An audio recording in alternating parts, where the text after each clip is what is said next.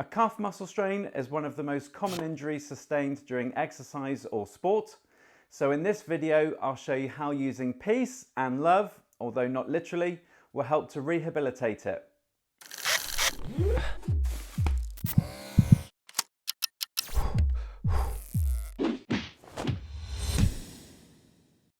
Hi everyone, and welcome to Exercise for Health. And today I'll provide you with some exercises to recover from a calf muscle strain.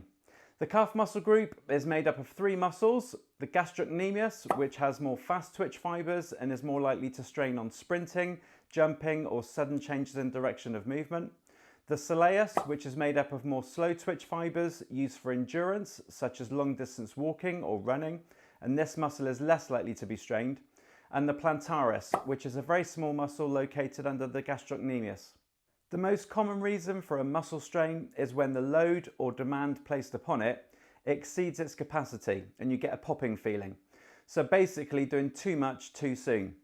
The calf muscles can take loads of up to 8 times your own body weight, but if they're weak from increased sedentary behaviour or you start new physical activity that places too much demand on the muscle, then it will tear.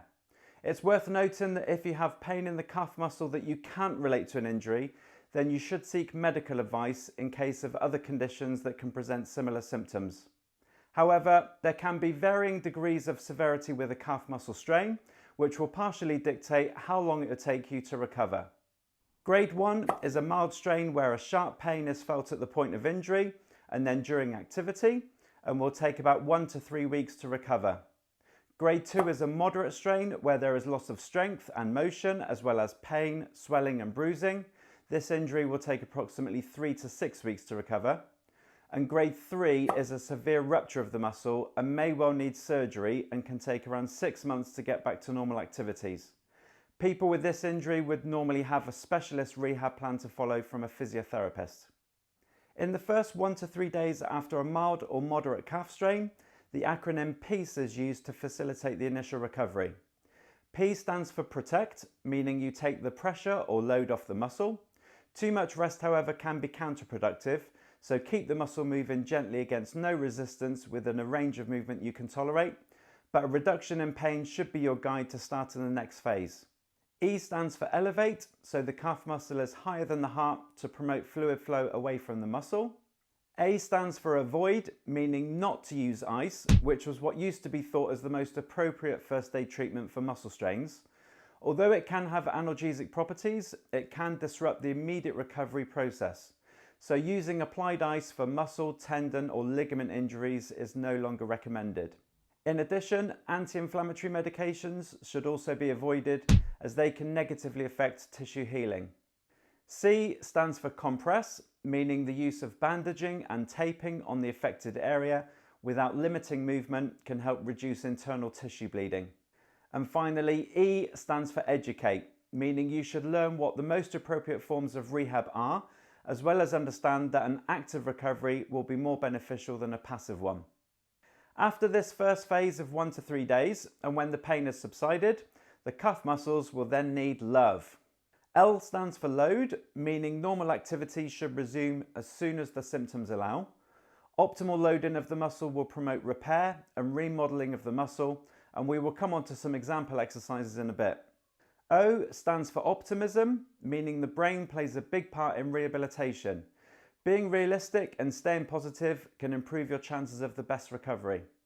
V stands for vascularization, meaning the muscle needs a healthy blood supply, so regular daily cardiovascular activity that is low in impact, such as cycling, will help facilitate improvements in muscle function and ability. Finally, E stands for exercise. Evidence supports the use of exercise therapy to restore strength and mobility to the muscle, and pain should be your guide as to when you should progress the exercise to increase the level of difficulty. Therefore, any exercises for the calf muscle will take place approximately 3 days after the point of injury and should continue until you get back to your chosen activities without any pain. For mild and moderate strains, this typically takes anywhere between 1 and 12 weeks, depending on how much of the muscle tissue was damaged or what grade the injury was, how quickly you recover, as generally the older you are, the longer it will take, and what activity you want to return to, because if you're returning to a high impact sport, then the need for increased conditioning will take longer. So let's now look at some example strength exercises you can do with varying progressions to work the gastrocnemius muscle, the most likely calf muscle strain during an injury. Start out with some isometric exercises. These are exercises that contract the calf muscle against a load, but then stay static in that contraction for 30 to 45 seconds. After a short rest, you can go on to do up to 5 sets of these isometric exercises.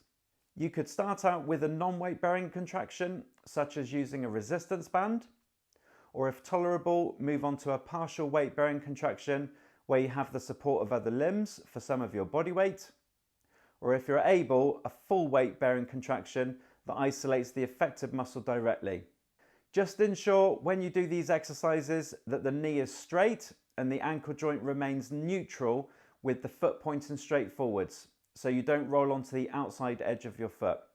When you feel that you can do the isometrics without any pain, you can move on to do isotonic exercises. These are exercises that move the muscle under resistance or load and allow you to work through the muscle's full range of movement for 12 to 15 reps, and after a minute rest, going on to do a second or even a third set. These can be similar to the isometric exercises, but having the option of increasing the range of movement through the ankle joint. It's important to do these exercises at a slow tempo, particularly on the eccentric phase of the contraction when the muscle is lengthening or as the forefoot moves back towards the front of the knee.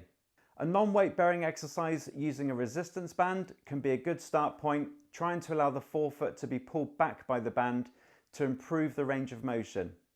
If this is too easy, progress to a partial weight bearing exercise with support, which could be putting yourself in a position to increase the ankle movement by leaning forwards into a support whilst doing the heel raise. Finally, a full weight bearing version could be with the affected side foot on the edge of a step, so that all your body weight is directed through the calf muscle. As before, just ensure your knee stays straight and the foot doesn't roll outwards onto the little toe edge of your foot while performing the exercise, especially towards the end of the set when the muscle will begin to fatigue. Over the weeks, as you progress and the exercise feels easier, you can begin to increase the load further. This could be holding a weight that adds to your body weight while you perform the move in exercise. Or if you have access to a gym, you can use a resistance machine where the weight can be loaded more gradually. This could be a specific calf raise machine, for example, or could be using a leg press machine for the ankle movement to target the calf muscle. Whatever strength exercises you choose, they should be performed on 3 days a week, ideally with a day between each one, such as a Monday, Wednesday and Friday, or a Tuesday, Thursday and Saturday. The days in between though can be a good time to include cardio exercise to improve the vascularization process in the muscle. This can be walking, cycling, swimming or any activities that don't place too much stress on the calf. If your injury was to the soleus muscle, then you can do any of the exercises already mentioned, but maintain a bend in the knee joint throughout each exercise, as this will help target this deeper muscle. Again, if you have access to a gym, you can rest a weight over the knees while seated and raise the heels away from the floor, and you can increase the range of movement in the ankle by adding a step or block underneath the balls of the feet. If you are preparing to return to sports that involve explosive or jumping movements, then plyometrics will follow the isometric and isotonic strength exercises to better prepare you for your sport. There are multiple options for this, so here are a few examples, but what exercise you choose will be guided by what movements you perform in your sport. Supplementary exercises that will also aid your recovery and can also be done on the days that you're not doing the strength training are balance or proprioception exercises. These are particularly beneficial because they train the brain as well as the body and can target any weaknesses in the lower limbs. Just doing something as simple as standing on one foot for 30 seconds will do this, but you can be challenged further by using an air cushion or a balance board to take it to another level. Stretching the affected muscle won't accelerate the healing process, but won't be detrimental to it either. So if it makes you feel better, then there's no harm doing it. Just be careful not to overstretch, particularly in the first few days after the injury, and it's important that passively stretching the muscle should also not cause any pain. Foam rolling, again like stretching, won't necessarily be of any great benefit, and certainly shouldn't be done during the initial healing process in the first few days. But again, it may make you feel better in the latter stages, so this would then be okay. I hope the information in this video gives you some guidance for recovering from a calf muscle strain. If so, please give it a like by clicking the thumbs up button below and consider subscribing if you haven't already. But thank you so much for watching, and remember to stay active and keep moving to feel better.